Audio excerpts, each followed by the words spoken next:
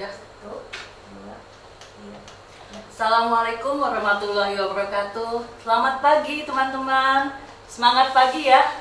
Di Senin hari ini kita tetap produktif dari rumah, masih bersama Sentra Sistem Consulting. Gimana kabar teman-teman? Tetap sehat ya? Ya, jangan lupa meskipun di rumah tetap jaga kesehatan dan juga keselamatan teman-teman semua bersama keluarga.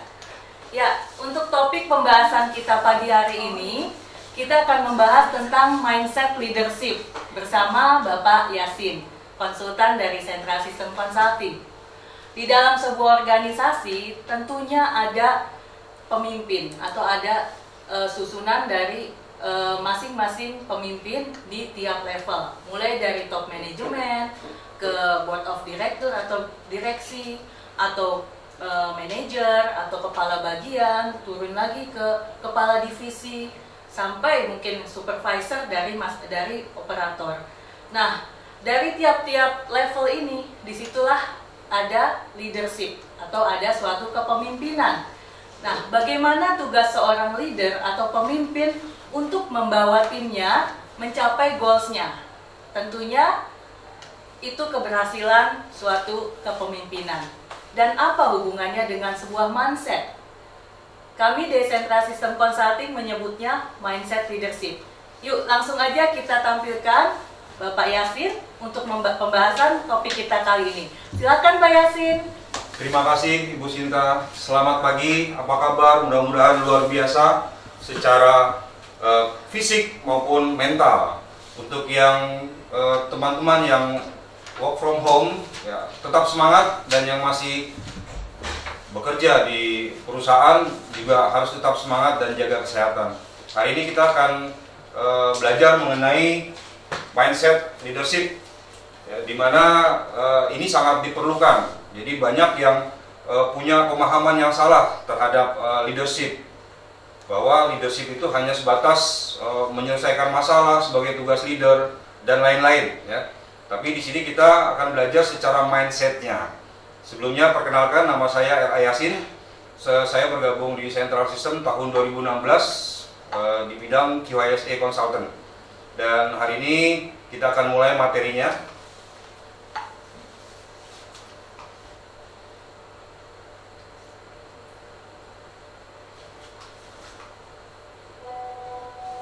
Oke, sepertinya masih ada kendala.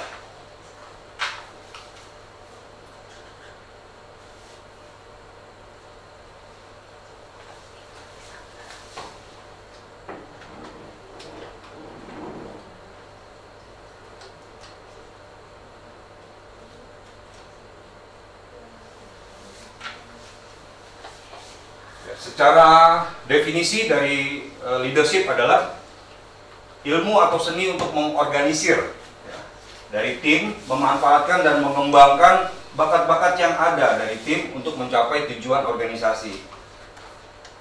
Jadi keberhasilan dari leader itu bukan dilihat dari kemampuan individu pemimpin tersebut, ya, khususnya dalam menyelesaikan masalah, tapi kemampuan juga dalam menggerakkan timnya, dalam menggerakkan bawahannya untuk bekerja sama mencapai suatu tujuan yang ditetapkan.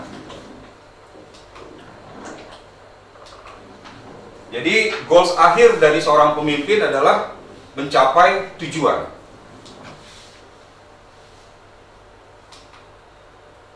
Nah, seperti yang kita tahu bahwa yang namanya, kalau kita ingin menetapkan suatu tujuan, itu harus smart, ya, spesifik, artinya detail, dan harapannya dari spesifik ini dipahami oleh semua tim, oleh semua bawahan. Jangan sampai tujuan yang sudah ditetapkan ada sebagian dari bawahan kita atau bahkan keseluruhan dari bawahan kita yang tidak paham, ya. Makanya yang namanya tujuan harus spesifik. Yang kedua, ini measurable. Measurable itu terukur dan harus lebih baik dari pencapaian yang sebelumnya. Contoh misalkan target sales kita tahun ini sudah tercapai, tahun depan, tahun berikutnya ya harus lebih tercapai lagi, harus lebih menantang lagi targetnya. Yang berikutnya adalah dari smart agreed. Nah, ini yang banyak sering dilewatkan, bahwa agreed ini adalah kesepakatan antara kita dengan bawahan atau kita sebagai pemimpin dengan atasan kita. Jangan sampai bawahan kita itu merasa, wah ini agak sulit, nah ini sulit untuk dicapai. Nah, jadi butuhnya agreed, kesepakatan antara atasan dengan kita ataupun kita dengan bawahan kita. Yang berikutnya adalah reasonable, masuk akal. Ya, reasonable, dan ini harus bisa dicapai atau pernah dicapai oleh yang lain. Contoh misalkan kita punya 3 orang sales, punya 3 orang marketing dengan target penjualan yang sama. Ya, ada yang baru dan ada yang lama. Yang baru biasanya suka mengeluh tuh, kok saya anak baru suka disamain, agak berat Pak. Ya, buktinya yang lama sudah bisa mencapai. Jadi yang namanya target itu harus reasonable dan pernah dicapai oleh sebagian orang.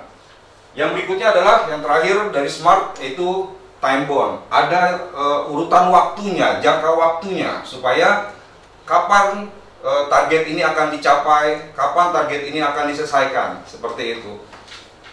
Jadi mindset yang pertama dalam leadership ini, seorang pemimpin harus memiliki tujuan yang jelas. Itu mindset yang pertama.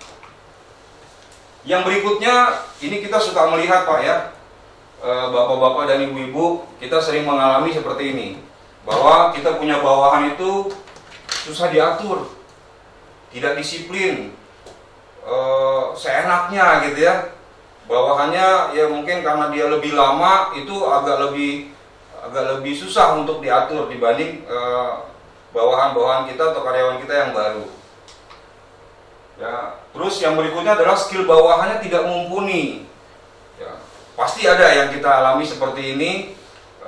Yang berikutnya adalah rekan kerja kita sesama manajemen, ya sesama rekan kerja antar departemen juga tidak mendukung. Nah ini banyak yang sering terjadi, adanya ego departemen. Jadi cari aman masing-masing.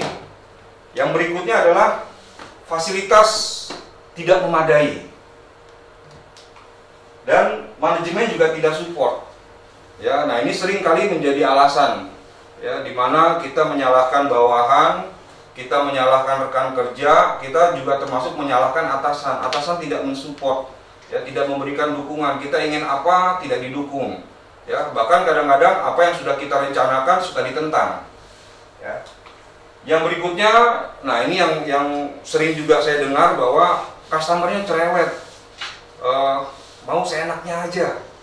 Nah ini yang menjadi alasan seorang pemimpin, ya. Dan harus disadari bahwa ini semua adalah faktor eksternal, ya. Yang namanya faktor eksternal itu susah untuk dirubah, ya. Hanya kita harus memikirkan dari faktor internalnya. Karena apa? Kalau internal kita bisa rubah, tapi kalau eksternal sangat sulit dirubah. Nah dengan kondisi itu, ya, ini ada satu sosok, ya, yang menjadi inspirasi buat kita, yaitu namanya Nick Vujicic. Silakan bapak-bapak, ibu-ibu browsing ya di YouTube. Siapa sih sosok ini? Dia adalah motivator dunia. Dia terlahir tanpa lengan, tanpa kaki, ya, tapi dia bisa menjadi motivator dunia.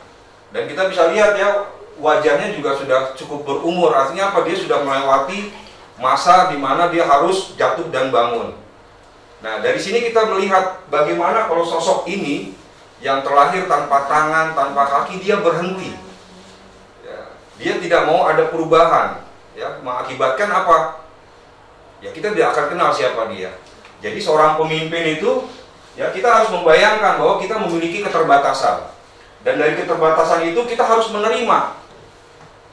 Keterbatasan apa yang ada di diri kita, kita harus terima. Apa yang ada di lingkungan sekitar kita, kita harus terima. Ya, seperti tadi, bawahannya, rekan kerjanya, atasannya, customernya, itu kita harus terima kondisi itu. Tapi kita tidak boleh menyerah dengan keterbatasan yang kita miliki. Nah, sosok ini menginspirasi kita bahwa kita harus menerima kondisi apa adanya dan bergerak untuk melakukan suatu perubahan. Jadi kita tidak boleh menyerah. Jadi mindset yang kedua, pemimpin itu harus menerima kondisi apa adanya, ya, dan bergerak untuk melakukan perubahan.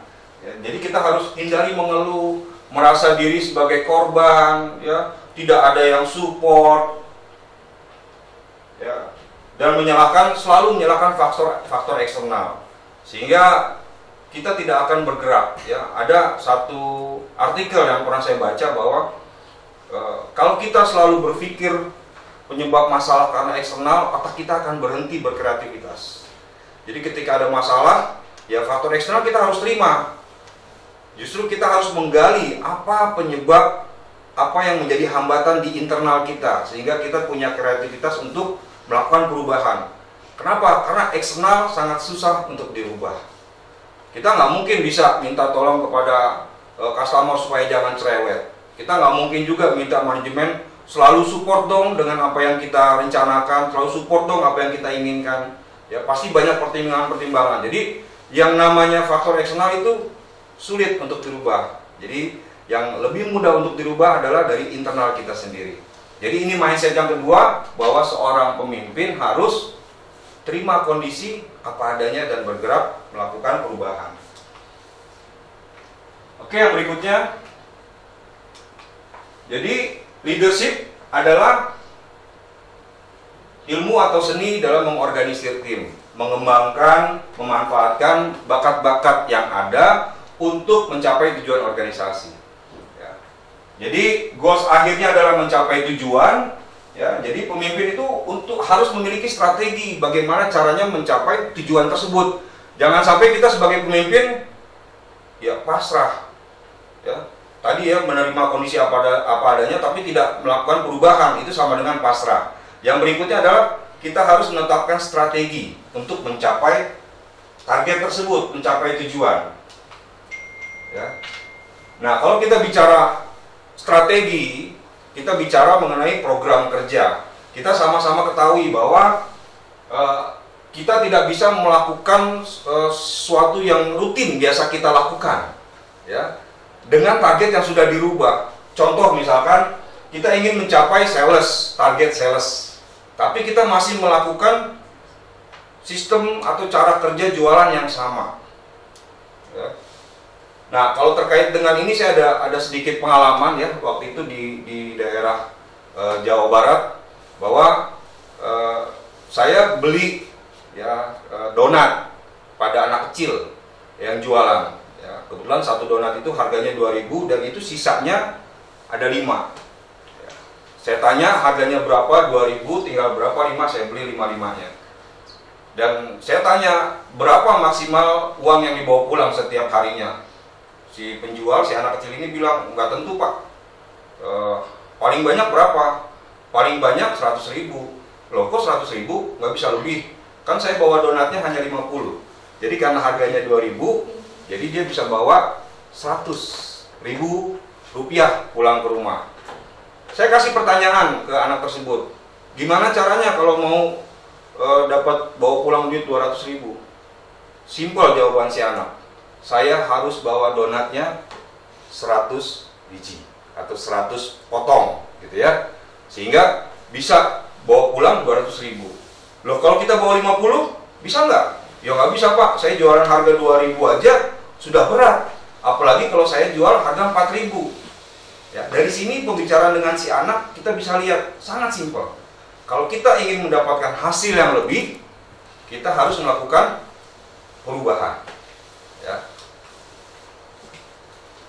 Jadi kalau kita bicara rutinitas dengan hasil, ya, kalau kita mengerjakan rutinitas tanpa adanya suatu perubahan, kita akan dapat ya yang biasa-biasa aja yang kita dapat, atau bahkan lebih buruk. Sedangkan target di luar sudah berubah. Target penjualan semakin meningkat, target reject diturunkan, target klaim diturunkan, tapi kita masih melakukan hal yang sama. Ya.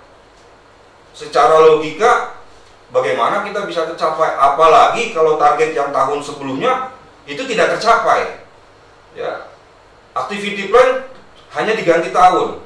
Biasanya gitu Pak, Ibu. Ya, ada di beberapa klien yang kalau saya lihat activity plan untuk mencapai KPI-nya, untuk mencapai sasarannya antara tahun sebelumnya dengan tahun yang sekarang itu sama dan terlihat persis, hanya diganti tahun 2019, 2020 gitu ya.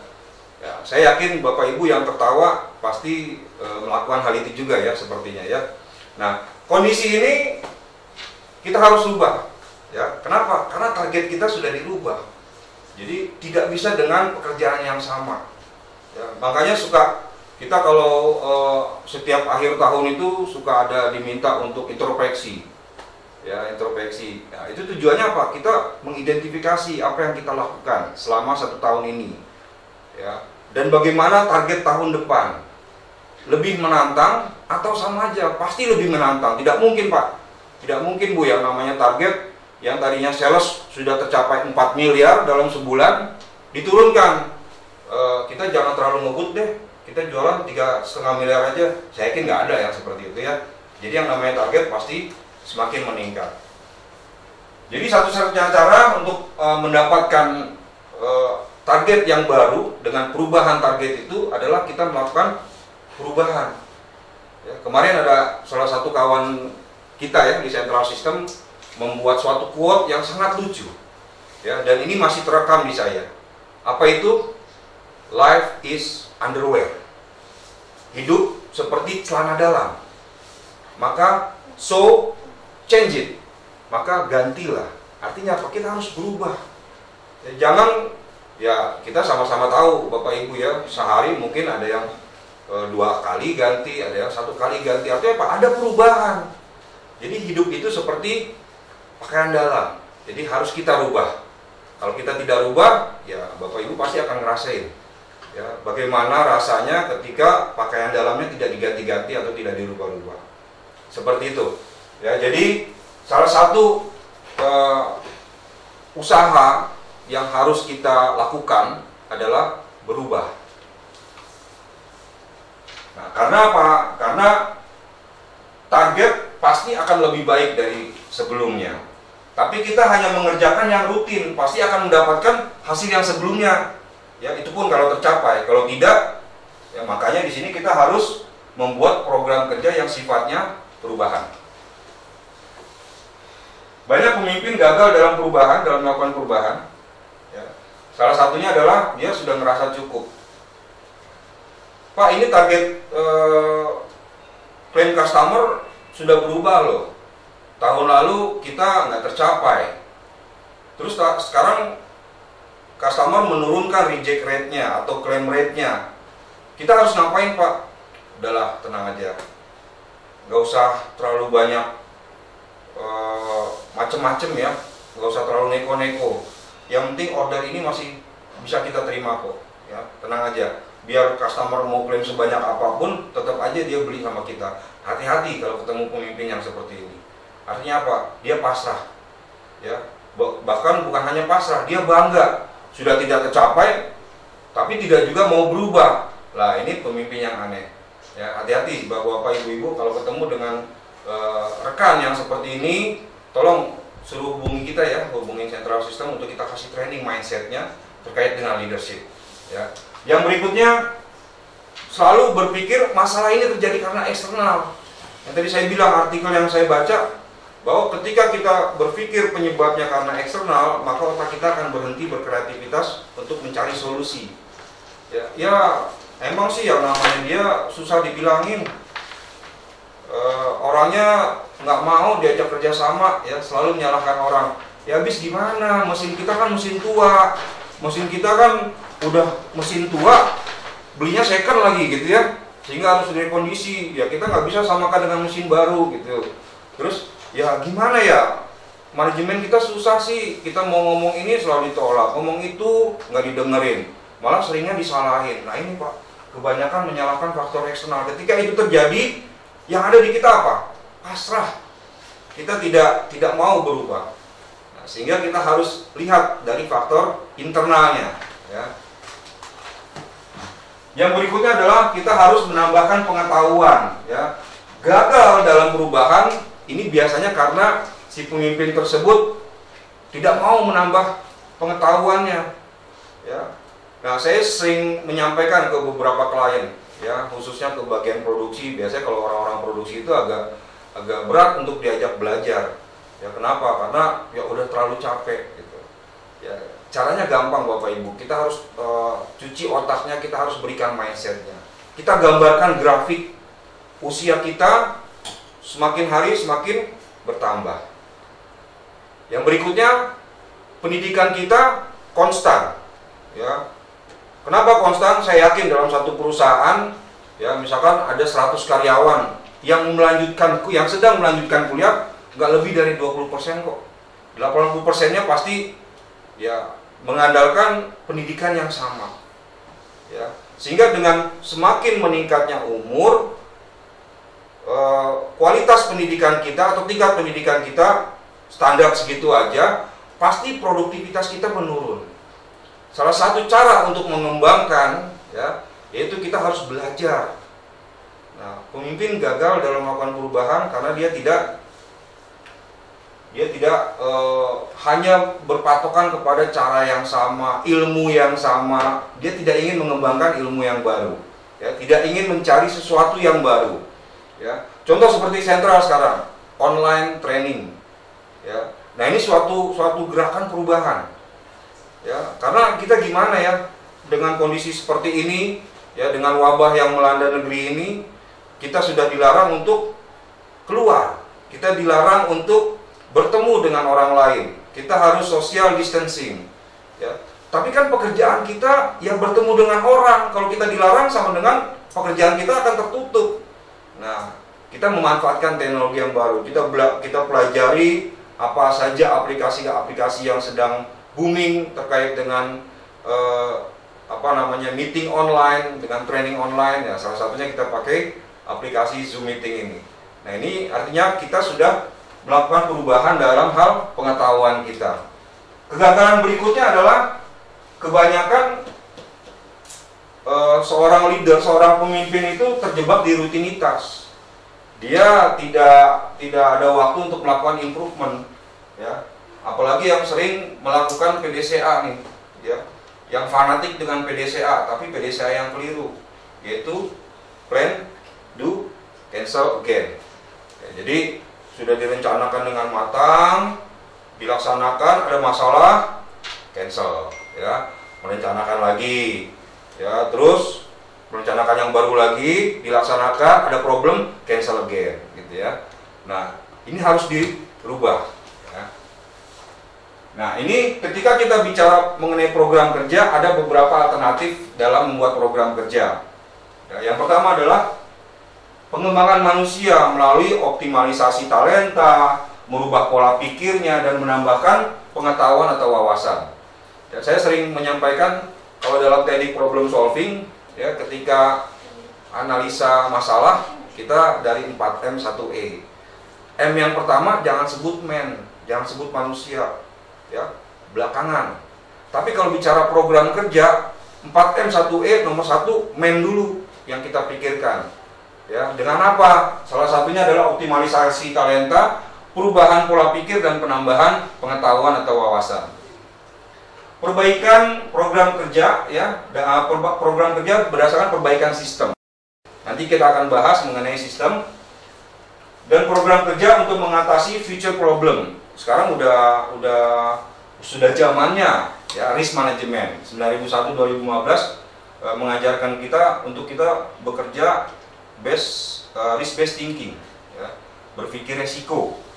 Nah, jadi kita bicara mengenai future opportunity atau future problem. Yang berikutnya adalah program kerja yang inovatif, menciptakan ide-ide baru, ya, ide-ide yang belum ada di pasaran, gitu ya. Nah, ini adalah salah satu alternatif dalam membuat program kerja. Jadi program kerja bukan yang rutinitas, ya.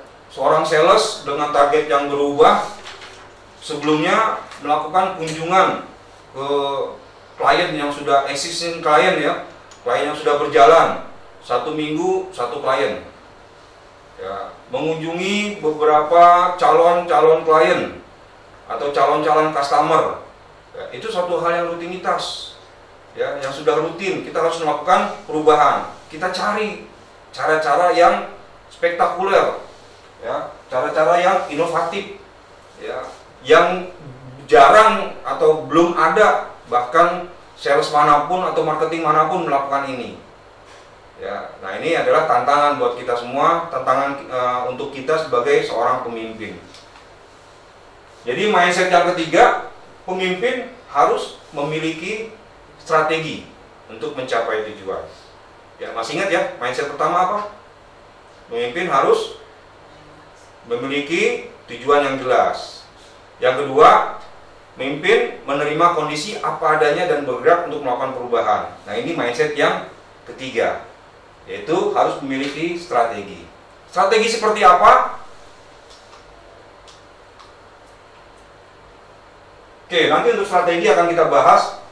Sebelumnya kita akan masuk kepada tugas dari pemimpin harus mengoptimalisasi talenta, mengembangkan bakat-bakat dari timnya.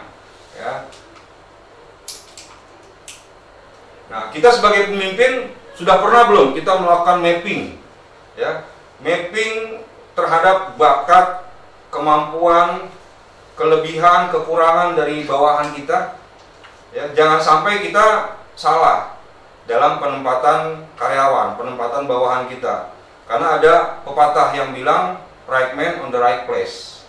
Ya. Nah, itu harus ditempuh dengan cara, ya, kita harus melihat. Kenapa? Karena kalau kita punya karyawan yang tipenya pemikir, ya, tipe yang suka analisa, nah artinya kasih taruh dia ditempatkan di posisi yang membutuhkan analisa. Contoh misalkan orang planning, ya, orang planning kan ya analisanya harus jago. Ya.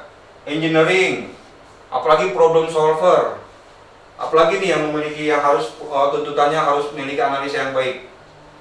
QC, ya.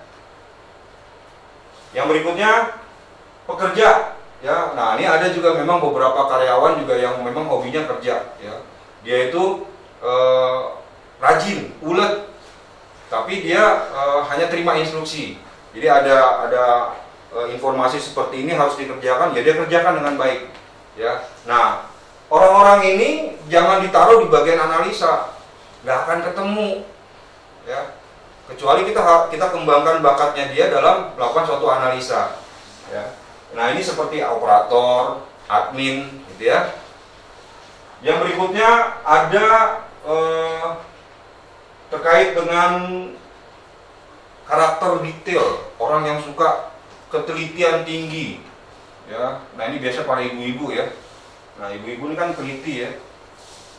Nah, ini ditempatkan di bagian akunting, bagian legal, QC juga, ya, butuh ketelitian tinggi. Nah, ini sekretaris. Jadi kita harus menempatkan orang-orang yang detail, yang cerewet ini masuk ke tempat yang tepat, ya. Yang berikutnya adalah yang suka berkomunikasi, ya, ditaruhnya di bagian marketing atau ditaruh di trainer. Misalkan kita punya karyawan produksi yang cerewet, ya, suka ngomong, suka komunikasi. Coba Pak kasih tantangan, ya, untuk jadi marketing atau jadi trainer di internal. Ya, jangan sampai kita tidak bisa menangkap bakat dari bawahan kita. Ya, nah ini salah satu contoh optimalisasi talenta dengan mapping, ya. Kita ada yang namanya Ibu Siti, ya, dia jabatannya sebagai sales manager, jualannya jago, ya. Target berapapun dia bisa capai. Bahkan kedekatan dengan customer, wah, udah kayak kedekatan keluarga, ya. Bahkan kadang-kadang si Ibu Siti ini ketika ada komplain dari customer, orang quality kewalahan, Bu Siti datang bisa clear masalahnya, gitu ya. Karena apa? Ya karena dia jago komunikasi, jago dalam negosiasi, ya. Dan tapi dia punya kekurangan. Nah, kekurangannya dia nggak bisa kurang dalam manajerial, ya. Kalau ngasih instruksi ke bawahan malah bawahannya suka bingung. Nah, apa yang harus dilakukan? Ya fokuskan aja Ibu Siti ini menjadi sales, nggak usah ngurusin manajerial, ya. Kenapa? Karena ya bisa jadi kacau. Nah, Pak, kalau gitu turun jabatan dong. Turun jabatan iya, tapi tidak ada turun pendapatan. Secara gaji tetap sama, secara tunjangan tetap sama, gitu ya. Nah, tapi kalau bisa dikasih lagi target yang lebih dibanding yang lain, ya. Yang berikutnya ada Pak Doni dan Pak Joni. Pak Doni dan Pak Joni ini sama-sama karyawan gudang, ya. Pak Doni itu orangnya dia kalau dikasih pekerjaan khusus, ya, dia bisa menyelesaikan dengan baik, ya. Tapi Pak Doni ini dia suka salah input, ya, ya, terus administrasinya jorok, filenya berantakan. Nah, Pak Doni ini jangan ditaruh di admin, ya taruhlah di bagian gudang, ya yang ngurusin loading unloading gitu ya, terus kontrol kondisi gudang. Kalau Pak Joni, dia punya ketelitian yang bagus, dia jarang salah, filingnya rapi gitu ya, terus bahkan dia bisa menemukan beberapa kesalahan dari surat jalan, teliti ya, kemampuan komputernya juga lumayan ya, sehingga apa? Tapi dia punya kekurangan, suka agak males kalau disuruh-suruh bantu-bantu, ya ada barang datang bantu bongkar, nah itu dia males tuh. Sukanya pekerjaan yang duduk-duduk. Nah, orang yang seperti ini, ya taruh aja di admin. Gitu. Jangan sampai kita salah dalam melihat talenta, melihat bakat dari bawahan kita.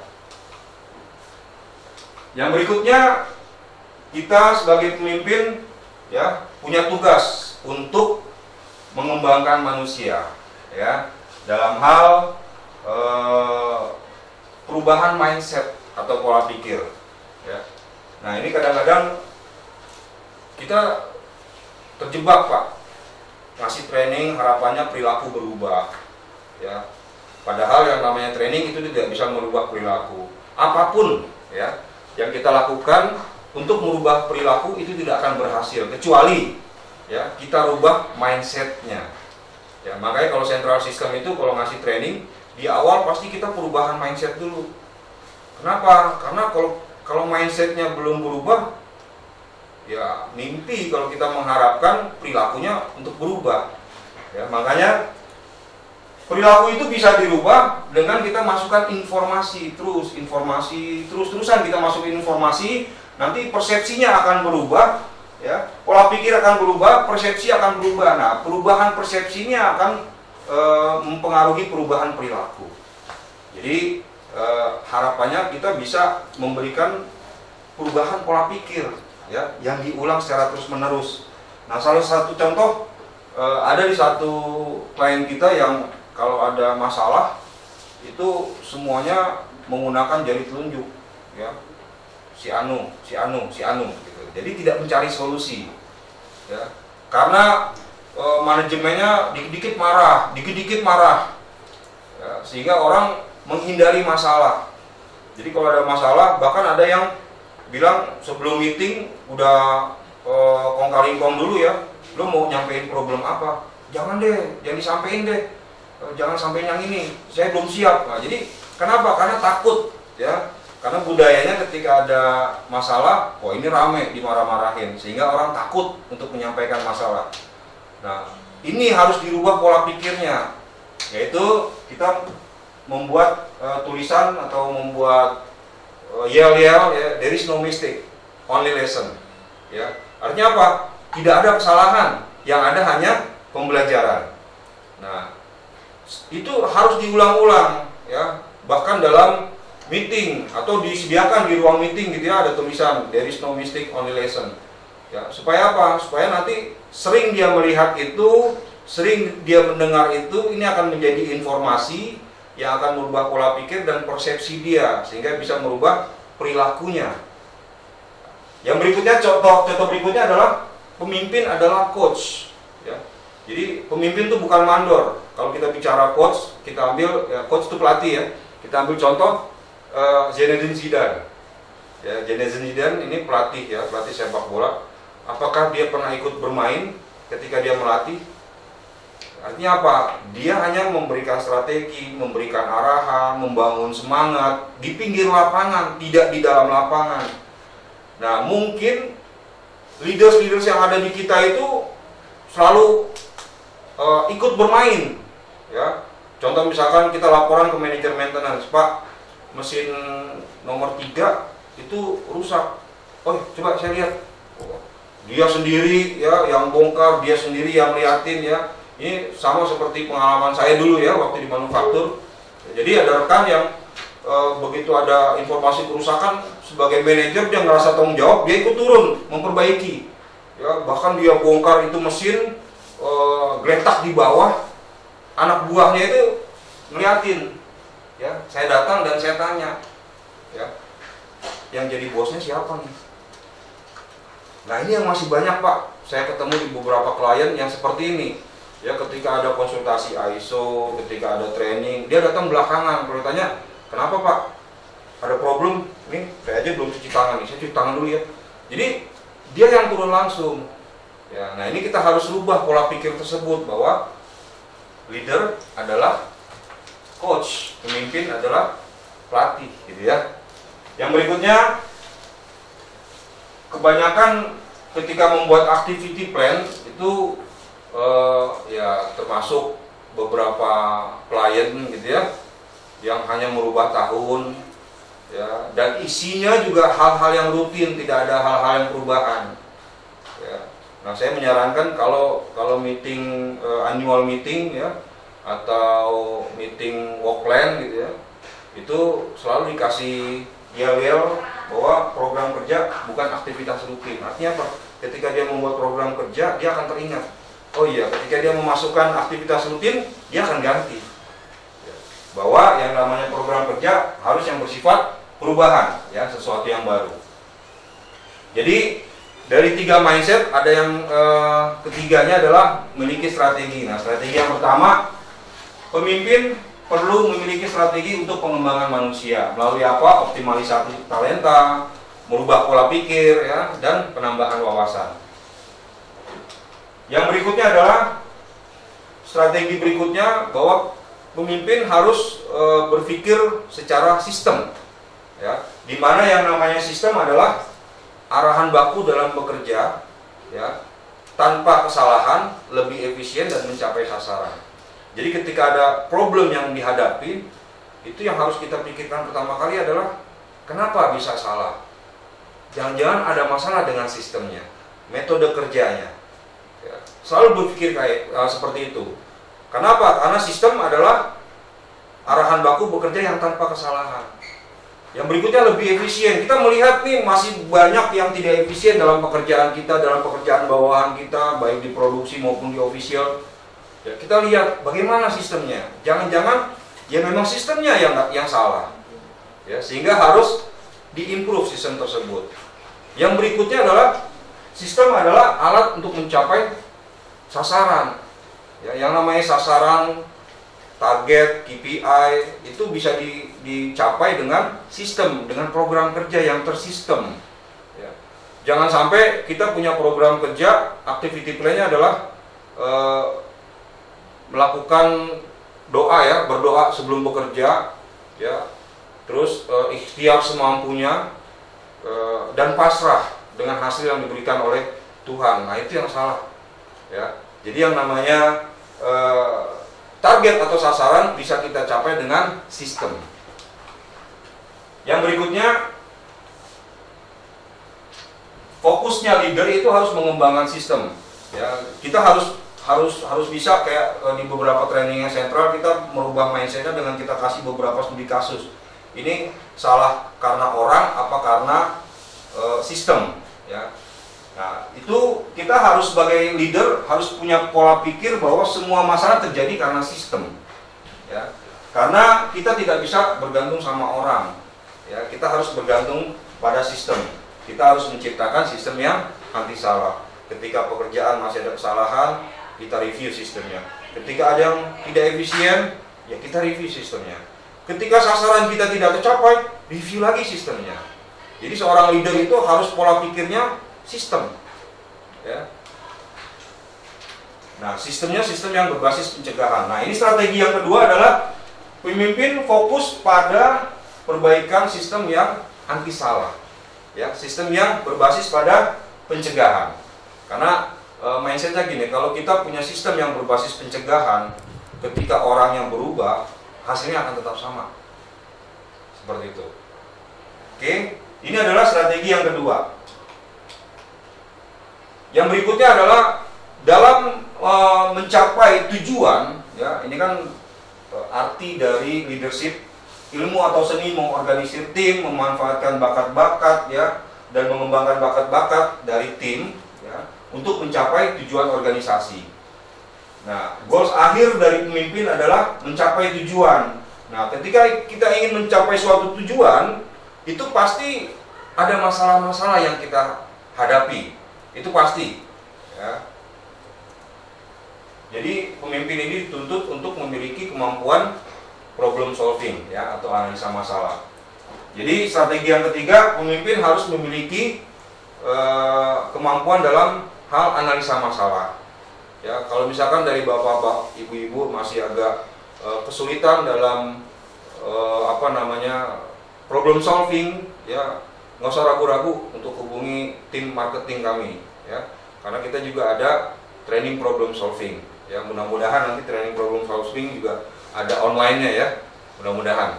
Yang berikutnya, jadi summary tugas pemimpin, yang pertama improvement personalnya, yang kedua improvement sistemnya, ya. Dan ini harus dilakukan terus-menerus. Ya, jangan hanya sekali, tapi terus-menerus diulang-ulang, ya. Dan harus inovatif sehingga apa? Nanti akan mempengaruhi keberlangsungan perusahaan, ya. Dan akan menjadi budaya. Nah, ini dia. Pemimpin itu jangan terjebak pada rutinitas. Ya, ada problem diselesaikan, ada problem terus begitu terus ya. Sehingga pekerjaan rutinnya adalah menyelesaikan masalah. Coba Bapak Ibu itu dilihat dalam satu hari kira-kira apa saja yang dikerjakan.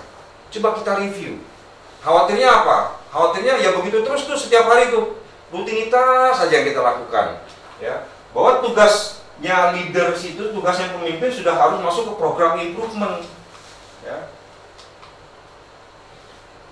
Yang berikutnya adalah tugas pemimpin itu harus fokus di plan dan check, ya, PDCA, plan, do, check, action. Tapi tugasnya pemimpin itu hanya fokus di plan dan check.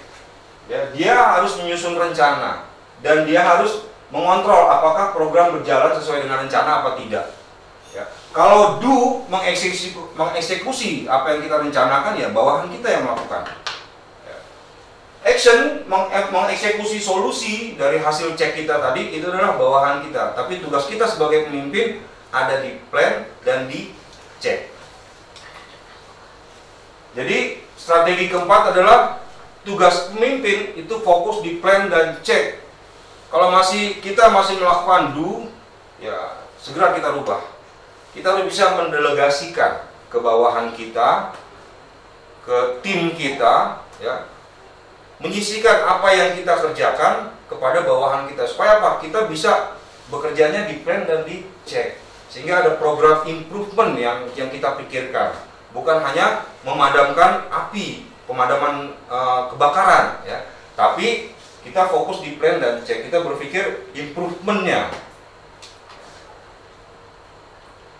Oke, sudah 4 strategi yang kita sampaikan. Sekarang adalah kesimpulan, ya, bahwa seorang leaders itu karena training ini adalah mindset leadership, ada 3 mindset. Mindset yang pertama adalah pemimpin harus memiliki tujuan yang jelas. Mindset yang kedua, pemimpin menerima kondisi apa adanya dan bergerak untuk berubah. Mindset yang ketiga, pemimpin harus memiliki strategi untuk mencapai tujuan. Ya, strateginya seperti apa? Yang pertama, pengembangan manusia. Yang kedua, fokus pada perbaikan sistem. Yang ketiga, memiliki kemampuan analisa masalah. Dan yang keempat, fokusnya di plan dan cek. Oke, itu yang bisa kami sampaikan, ya. Semoga bermanfaat, ya, dan semoga menjadi pemimpin yang luar biasa. Jika ada pertanyaan silakan disampaikan melalui chat.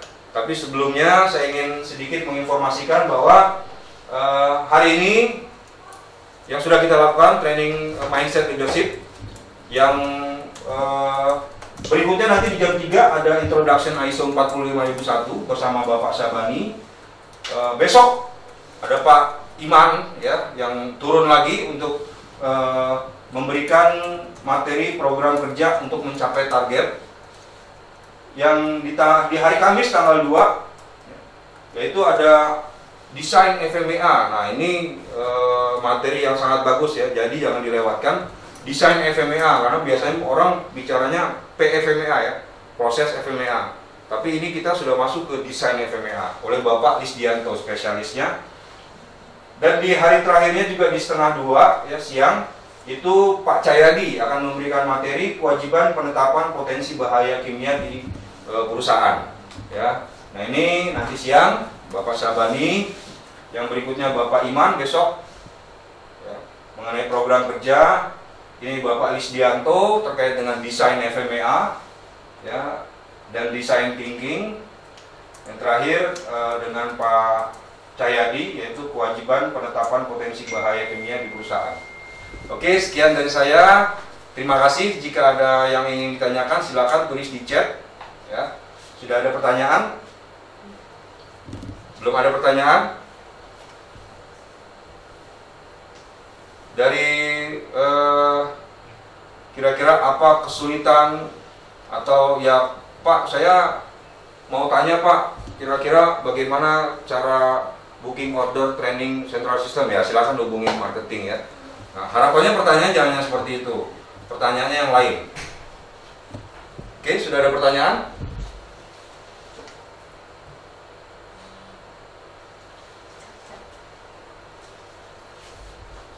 Sambil menunggu, silakan dari Ibu Sinta. Ya, baik teman-teman di rumah ya. Kami menunggu pertanyaan dari teman-teman. Kita ada waktu sekitar 15 menit untuk tanya jawab. Langsung di chat aja, silakan di chat pertanyaannya. Misalnya teman-teman ada yang menanyakan bagaimana sih kalau selama ini tanpa kita sadari kita masih melakukan hal-hal yang rutinitas. Ataupun misalnya kalau di tempat kami misalnya bila ada suatu kasus diungkap atau di show gitu ya, semuanya jadi merasa korban. Betul nggak seperti itu? Jadi melihatnya itu masih versi menyalahkan orang. Padahal kita mau sama-sama yang kita cari adalah kelemahan sistem, dan tentunya dari perubahan-perubahan itu akan membawa sebuah perbaikan yang bisa kita saksikan bersama. Masih ada yang seperti itu? Masih ada yang belum bisa mengatakan there is no mistake, only lesson, tapi masih menjadi perdebatan atau konflik dari masing-masing orang. Ya, silakan kami buka pertanyaannya terkait mindset leadership. Ya, silakan.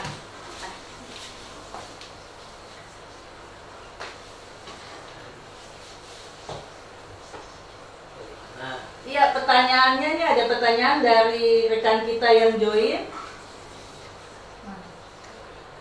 Yang pertama, Assalamualaikum Pak Yasin. Saya ingin bertanya agar pemimpin tidak boleh terjebak dengan rutinitas.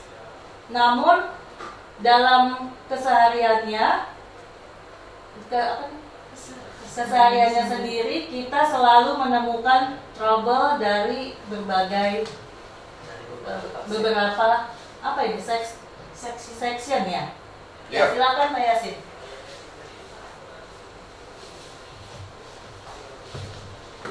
Ya, jadi pertanyaannya adalah pemimpin tidak boleh terjebak dengan rutinitas ya, namun dalam keseharian kita selalu menemukan trouble dari beberapa section. Ya. Seperti ini, kita harus lakukan tahapan dalam mindset, dalam leadership ini. Ya. Salah satunya adalah pengembangan talenta. Memang ini tidak bisa instan kita menyelesaikan masalah bahwa kita tidak terjebak dalam rutinitas, harus dengan program kerja. Ya, salah satunya adalah kita kembangkan talenta dari tim kita. Kita harus kembangkan knowledge, pengetahuan dari tim kita. Ya, agar ketika terjadi problem, ya, mereka yang menyelesaikan, mereka yang melakukan, gitu ya. Nah, ini tidak bisa instan. Dan ini harus dilakukan serempak oleh semua section, ya. Quality, maintenance, produksi atau bagian yang lain juga harus punya sistem yang sama bahwa dia mendelegasikan pekerjaannya. Tapi tidak hanya didelegasikan sembarangan, tapi juga melalui tahapan-tahapan. Ya, jangan kita kasih pekerjaan tapi kita tidak kasih bekal. Nah, ini yang harus kita lakukan. Ya, kita delegasi tapi kita harus kembangkan dulu secara skillnya, secara pola pikirnya. Ya, yang tadi ya, pengembangan manusia, sehingga nanti kita bisa delegasikan. Kalau ini kita belum lakukan, kita pasti akan selalu terjebak dengan rutinitas. Ya, seperti itu. Jadi saran jawaban dari saya seperti itu, kita harus lakukan pengembangan manusia, nanti baru kita bicara tidak terjebak oleh rutinitas. Oke, mudah-mudahan terjawab. Ada pertanyaan lagi? Ya, bagaimana Bapak Muhammad Bayu tadi? Muhammad Bayu. Ya, bagaimana Bapak Muhammad Bayu? Apakah sudah terjawab? Ya, bila sudah atau belum, bisa di-chat lagi. Baik, selanjutnya kami akan masuk ke penanya yang kedua dari Bapak Abdullah. Apakah tidak tercapainya target secara terus-menerus menunjukkan adanya permasalahan dalam kepemimpinan? Ya, bagaimana Pak Yasin? Oke, baik, kalau terkait dengan target tadi ya, tidak tercapai target secara terus-menerus, kalau di kita itu dalam problem solving ya, itu kita bisa melihat antara kestabilan dan ketidakmampuan, ketidakstabilan dan ketidakmampuan. Kalau targetnya tercapai, terus tidak tercapai, tidak terus tercapai, artinya pernah tercapai, itu adalah problemnya ketidakstabilan. Tapi kalau tidak pernah tercapai, itu artinya problemnya ketidakmampuan. Nah, kalau bicara ketidakmampuan, yang harus dilakukan adalah improvement besar-besaran, Pak. Ya, improvement besar-besaran. Jadi kalau tadi terkait dengan pertanyaannya, program apa target yang tidak tercapai, terus secara terus-menerus, apakah ada indikasi adanya permasalahan dalam kepemimpinan? Ya, itu Pak. Kalau terkait dengan kepemimpinan, yang harus dilakukan oleh seorang pemimpin kalau terhadap target yang tidak pernah tercapai, yaitu improvement besar-besaran. Ya, tidak hanya bisa dilakukan dari satu faktor, tapi beberapa faktor yang harus dibangun, yang harus diperbaiki. Ya, karena ini kita bicara ketidakmampuan, bukan ketidakstabilan. Oke, seperti itu jawaban yang bisa saya berikan. Mungkin sudah cukup. Ada pertanyaan berikutnya? Ya, masih ada lagi dari Bapak Mulya Putra. Izin bertanya Pak, apa yang harus kita lakukan dalam menjalankan pekerjaan apabila pemimpin kita belum mengarah seperti mindset ini? Bagaimana tuh Pak, kalau pemimpinnya malah yang Oke, Bapak, tadi sudah disampaikan bahwa kita jangan pernah berpikir secara eksternal. Itu yang pertama dulu. Kenapa? Kalau kita berpikir eksternal, kita akan terhenti Pak. Kreativitas kita akan terhenti. Ya, di otak kita ada switch untuk berkreativitas, itu akan mati, langsung off. Ya, kita berpikir secara internal kita dulu, ya, karena eksternal susah dirubah. Ya, kalau ingin perubahan eksternal, ya harus memiliki mindset yang sama. Artinya apa? Sekarang Bapak mendapatkan pelatihan seperti ini, ya sampaikan, ya. Atau yang lebih tepat lagi, ya Bapak undang kita ke perusahaan Bapak, ya, untuk memberikan training ini, gitu ya. Itu yang bagus Pak. Ya, jadi kita yang pertama jangan berpikir secara eksternal dulu, ya. Kita harus berpikir secara internal. Kalau terkait dengan pemimpinnya, ya kita harus punya frekuensi yang sama, kita harus punya kemampuan, kita harus punya skill yang sama, pengetahuan yang sama. Ya, Bapak sudah mendapatkan pelatihan ini, share ke teman-teman di yang lain termasuk pada pimpinannya. Seperti itu Pak ya. Oke, ada lagi pertanyaan berikutnya? Baik, tadi Bapak Mulya sudah terjawab ya Pak ya. Selanjutnya dari Pak Cahyadi. Saya mau tanya Pak, bagaimana menghadapi pimpinan yang hanya selalu minta laporan bawahan saja tanpa melakukan plan dan cek? Bagaimana Pak Yasin? Nah, ini Pak sama juga ya seperti pertanyaan tadi ya. Kita berpikirnya training leadership ini buat untuk mengkritik pimpinan kita. Nah, ini yang salah. Ya, kita harus memposisikan diri kita sebagai pemimpin. Ya, kalau ketemu dengan pemimpin kita yang selalu cuma minta laporan, dia tidak melakukan plan dan cek, ya artinya dia harus ikut training ini Pak. Ya, karena tugasnya pemimpin bukan hanya memeriksa ya, tapi juga dia harus ikut menyusun program kerja, menyusun rencana. Ya. Terus saya harus gimana Pak kalau ketemu pemimpin yang ini? Ya sampaikan Pak. Ya, ajak. training mindset leadership oleh Central System, atau seperti tadi panggil kita untuk datang ke perusahaan Bapak memberikan training ini. Ya, selalu promosi saya, Pak. Oke, silakan. Pertanyaan berikutnya, mudah-mudahan terjawab ya Pak Cahyadi ya. Ya, ada lagi nih dari Pak Dodi. Saya mau tanya Pak, bagaimana kalau menghadapi anak buahnya yang gen milenial? Wow, gen milenial itu kalau menurut saya pribadi itu bukan hambatan ya. Itu adalah tantangan. Justru kita yang harus ikut Pak, ya, gen milenial. Kita harus punya pola kerja yang ya pasti dia terbaru. Mungkin kita masih pakai cara-cara yang sama. Kalau ketemu punya bawahan yang seperti ini, kita lihat Pak, ya mudah-mudahan gen milenialnya positif. Nah ini kita bisa kembangkan Pak. Ya, kita melihat bakatnya, kita bisa arahkan ke arah yang lebih positif lagi, yang bisa mendukung kita dalam mencapai tujuan. Jadi kalau ketemu dengan bawahan yang gen milenial, ya jangan dihambat, ya. Justru malah kita kalau bisa belajar dari mereka. Pasti ada hal-hal yang baru yang bisa kita pelajari, yang untuk memodifikasi program kerja kita supaya lebih ke arah yang milenial, ya. Karena zaman sudah berubah. Oke, Pak Dodi, mudah-mudahan terjawab. Silakan pertanyaan berikutnya.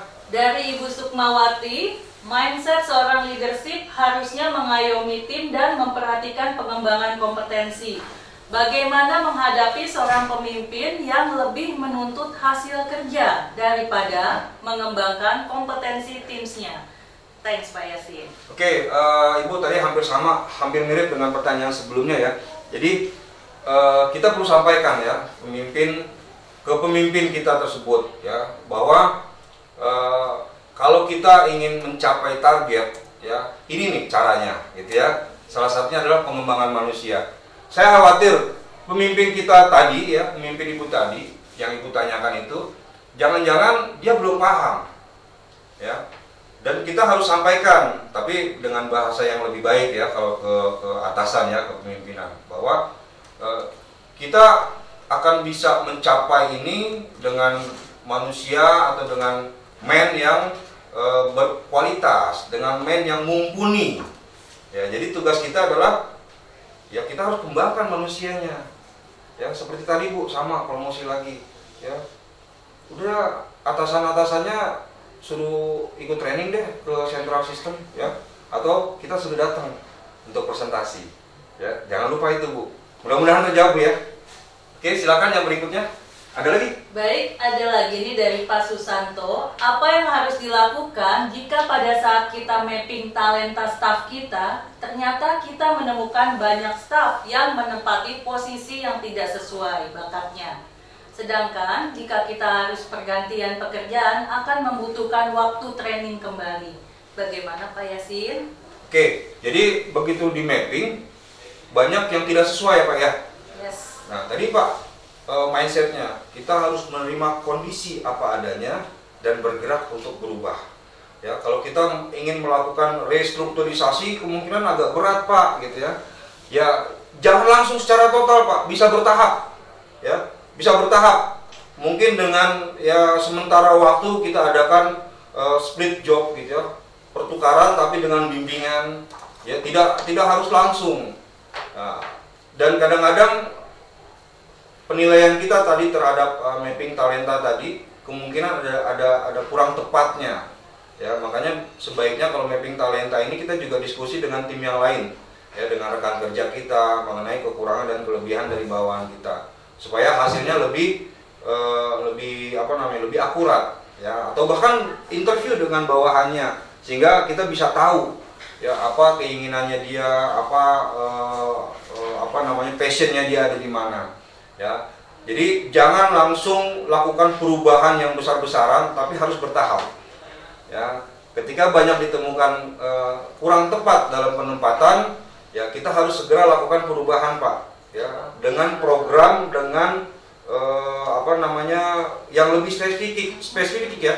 Ada timetable-nya, jadi jangan langsung berubah gitu aja, tapi ada tahapannya. Seperti itu saran saya untuk Pak Susanto. Ya, mudah-mudahan terjawab. Masih dari Pak Susanto, langkah seperti apa yang harus pemimpin lakukan ketika sudah menerapkan metode training hari ini? Gimana? Langkah seperti apa yang harus pemimpin lakukan ketika sudah menerapkan metode training hari ini? Oke, sudah menerapkan ya Pak ya? Wah, hebat banget ya. Jadi ya kita coba evaluasi lagi Pak. Apa yang sudah kita dapat hari ini, ya langsung kita coba susun Pak. Susun langkah-langkahnya. Setelah susun rencananya, kita lakukan. Setelah kita lakukan, kita evaluasi. PDCA ya Pak ya. Jadi jangan langsung habis training ini dapat, terus kita langsung terapkan besar-besaran perubahan. Itu bagus ya, tapi harus ada tahapannya.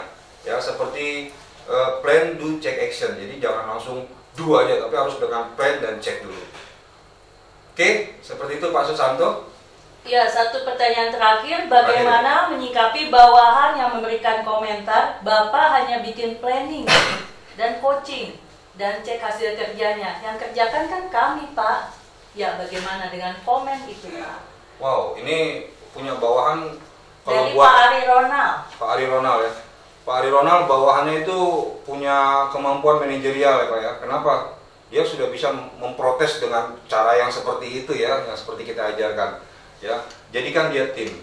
Jadi kembali ke pertanyaannya, kalau kita punya anak buah, gimana? Menyikapi bawahan yang memberikan komentar. Bapak hanya bikin planning, coaching, dan cek hasil kerja yang kerjakan kami Pak. Oke, ya bagus Pak. Ya sampaikan ke bawahannya bahwa ya memang tugas saya seperti itu. Tapi tetap Bapak yang melakukan kan atas rencana dari saya. Dari kita sebagai pemimpin, dan saya harus mengevaluasi, saya harus memeriksa apakah pekerjaan Bapak sesuai tidak dengan rencana, ya, efektif tidak, gitu ya. Nah, itu Pak yang harus disampaikan kepada bawahannya, ya, supaya. Tapi saya salut Pak kalau punya bawahan yang seperti itu, ya jadikan tim, artinya dia sudah punya kemampuan manajerial, dia punya bakat leadership yang cukup bagus. Oke, seperti itu. Mudah-mudahan terjawab Pak Ronald. Jika ada yang ingin ditanyakan kembali bisa ke WA-nya Central System ya, Marketing Central System. Sekian dari saya, terima kasih. Mohon maaf jika ada kekurangan. Mudah-mudahan bermanfaat. Assalamualaikum warahmatullahi wabarakatuh. Waalaikumsalam warahmatullahi wabarakatuh. Baik, terima kasih teman-teman yang sudah join di Mindset Leadership hari ini. Nanti siang kami masih ada topik Introduction ISO 45001 bersama Bapak Syahbani jam 3 sampai jam 4 sore. Jadi silakan bergabung, dan bagi rekan-rekan yang tadi sudah memberikan pertanyaan, kami dari tim Sales Marketing Central System akan memberikan souvenir buku saku. Ya, terima kasih. Sampai bertemu kembali.